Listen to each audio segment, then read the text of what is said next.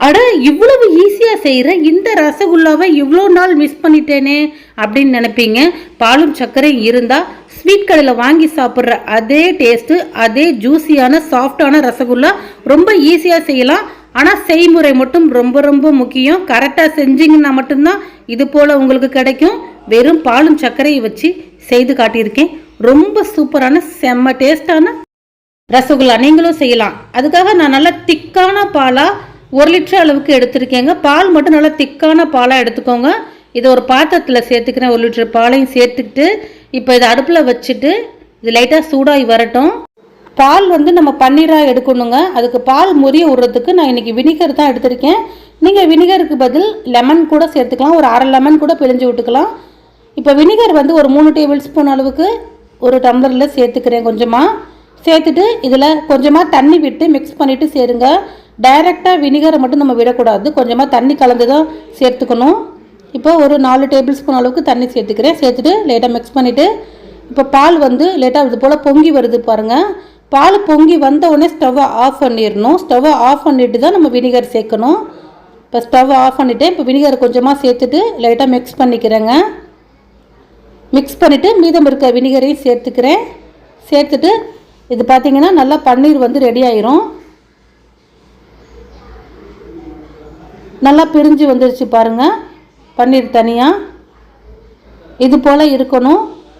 இது போல் நம்ம பால் லைட்டாக கொதி வரும்போது ஸ்டவ் ஆஃப் பண்ணிவிட்டு இந்த வினிகரை சேர்த்து செய்யும்போது தான் இந்த ரசகுல்லா பார்த்திங்கன்னா இந்த பன்னீர் நல்லா சாஃப்டாக இருக்கும். ரசகுல்லா செய்கிற பன்னீர் பார்த்திங்கன்னா இப்போ நல்லா ரெடி ஆகிடுச்சு. இப்போ ஒரு வடிகட்டி வச்சு நம்ம இதை வடிகட்டிக்கலாம். வடிகட்டியில் மேலாக ஒரு வெள்ளை துணி இது போல் போட்டுட்டு அதில் நம்ம பன்னீர் இதில் சேர்த்துக்கலாங்க. ஃபுல்லாக முழுவதும் சேர்த்துட்டு இப்போ இதில் பார்த்திங்கன்னா நம்ம வினிகர் சேர்த்துருக்குறோம். அதனால் வினிகர் ஸ்மெல் வரும் நம்மளுக்கு. அதனால் கொஞ்சமாக பச்சை தண்ணி விட்டு லைட்டாக அலசி எடுத்துக்கலாம். நீங்கள் லெமன் விட்டு முறிய விட்டாலும் பச்சை தண்ணி விட்டு அலசிக்கோங்க. அலசிட்டு தான் நம்ம செய்ய முடியும். லைட்டாக பச்சை தண்ணி விட்டு லைட்டாக அலசிட்டு நல்லா புழிஞ்சு எடுத்துக்கணுங்க. கொஞ்சம் கூட தண்ணி இருக்கக்கூடாது. நல்லா டைட்டாக நல்லா புழிஞ்சு எடுத்துக்கோங்க. ஃபுல்லாக நல்லா டைட்டாக இது போல் புழிஞ்சி கொஞ்சம் கூட தண்ணி இல்லாமல் எடுத்துடணுங்க. இது அப்படியே அந்த வடிகட்டியில் ஒரு 10 நிமிஷம் வச்சுருங்க. 10 நிமிஷம் வச்சுருந்திங்கன்னா நல்லா மீதம் இருக்க தண்ணி நல்லா வடிஞ்சு வந்துடும் நம்மளுக்கு. இப்போ ஒரு 10 நிமிஷம் கழிச்சு நான் எடுத்துக்கிறேன். ரொம்ப சூப்பராக பன்னீர் ரெடி ஆயிடுச்சுங்க. இப்போ ஒரு அகலமான தட்டில் சேர்த்துக்கிறேன். சேர்த்துட்டு இதை உடச்சி விட்டு இதை மாவு பார்த்திங்கன்னா நல்லா மிக்ஸ் பண்ணி எடுக்கணும். இப்போ ரெடியாக இருக்கிற அந்த பன்னீர் நல்லா உடச்சி கொடுத்துட்டு அப்படியே அந்த உள்ளங்கையில் அந்த ஓரத்தில் லைட்டாக அப்படி மாவை தேய்ச்சி கொடுத்து நம்ம எடுக்கணும். அப்போ தான் நல்லா ஒரு சாஃப்டான சப்பாத்தி மாவு போல் நம்மளுக்கு கிடைக்குங்க. ரசகுல்லா செய்யறதுக்கு இந்த 2 டிப்ஸ் உங்களுக்கு தெரிஞ்சால் தான் சூப்பராக செய்ய முடியும். ஃபஸ்ட்டு டிப்ஸ் பார்த்திங்கன்னா அந்த பால் லைட்டாக அப்படி கொதி வந்தோன்னா ஸ்டவ்வை ஆஃப் பண்ணிட்டு நம்ம வினிகர் சேர்க்கணும். அப்போ தான் பன்னீர் நல்லா சாஃப்டாக இருக்கும். செகண்ட் டிப்ஸ் பார்த்திங்கன்னா இந்த மாவை இது போல் மிக்ஸ் பண்ணணுங்க. இதுதான் செகண்ட் டிப்ஸு. இது ரெண்டையுமே நீங்கள் கரெக்டாக செஞ்சிங்கன்னா மட்டும்தான் ரசகுல்லா நல்லா சாஃப்டாக ரொம்ப சூப்பராக மிருதுவான ரசகுல்லா நீங்கள் செய்து எடுக்க முடியும். இப்போ பாருங்கள், இது போல் உள்ளங்கை வச்சு தேய்ச்சி கொடுக்கணுங்க. இது போல் ஒரு 10 நிமிஷம் இந்த மாவை இது போல் தேய்ச்சி கொடுத்து நல்லா சாஃப்டான சப்பாத்தி மாவு போல் மிக்ஸ் பண்ணி எடுத்துக்கணுங்க. இப்போ ரொம்ப சூப்பராக சப்பாத்தி மாவு போல் வந்திருக்குது நல்லா சாஃப்டாக. இப்போ கொஞ்சம் கொஞ்சமாக எடுத்து உருட்டிக்கலாம். இது போல் கொஞ்சம் கொஞ்சமாக எடுத்து நல்லா உருட்டி எடுத்துக்கோங்க. வெடிப்பு இல்லாமல் நல்லா உருட்டி எடுத்துக்கோங்க. நான் இன்றைக்கி கொஞ்சம் சின்ன சைஸாக தான் செய்கிறேன். நீங்கள் பெரிய சைஸாக வேணும்னாலும் போட்டுக்கலாம்.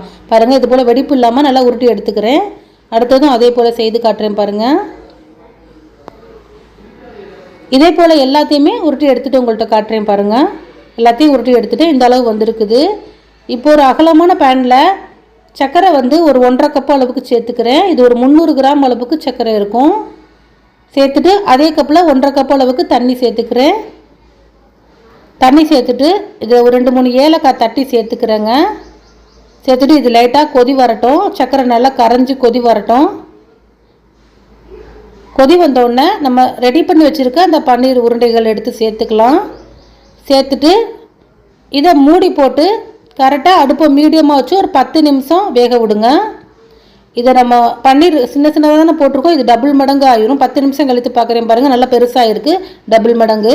ரொம்ப சூப்பராக ரசகுல்லா ரெடி ஆயிடுச்சு. இப்போ ஸ்டவ்வை ஆஃப் பண்ணிடுறேன். ஸ்டவ்வை ஆஃப் பண்ணிவிட்டு லாஸ்ட்டாக குங்குமப்பூ உங்கள்கிட்ட இருந்தால் சேர்த்துக்கோங்க, இல்லாட்டினா சேர்க்க வேண்டிய அவசியம் இல்லை. சேர்த்து தான் ஆகணும்னு அவசியம் இல்லைங்க. ஏலக்காய் மட்டுமே சேர்த்துனா போதும். குங்குமப்பூ என்கிட்ட இருந்ததுனால நான் சேர்த்துருக்கேன். சேர்க்கறதுனால கொஞ்சம் வீடியோவுக்கு பார்க்குறதுக்கு அங்கங்கே கலராக தெரியும், அதனால சேர்த்துருக்குறேன். குங்குமப்பூ இருந்தால் மட்டும் சேருங்க, இல்லாட்டினா ஸ்கிப் பண்ணிக்கலாம் தாராளமாக. உங்களுக்கு பாலும் சர்க்கரையும் இருந்தாவே போதும், சூப்பரான ரசகுல்லா செய்து எடுக்கலாங்க. இப்போ ரொம்ப சூப்பராக ரசகுல்லா ரெடி ஆயிடுச்சு. அப்படியே வாயில் வச்சதும் அப்படியே கரைஞ்சிரும். அவ்வளோ சாஃப்டாக செம ஜூஸியாக இருக்கும். நான் ஒரே ஒரு பீஸ் எடுத்து உங்களுக்கு பிச்சு காட்டுறேன் பாருங்கள். உள்ளார எவ்வளோ ஜூஸியாக இருக்குதுன்னு பாருங்கள். பார்க்கும்போதே அப்படியே ஸ்வீட் கடையில் வாங்கினது போலவே இருக்கும்.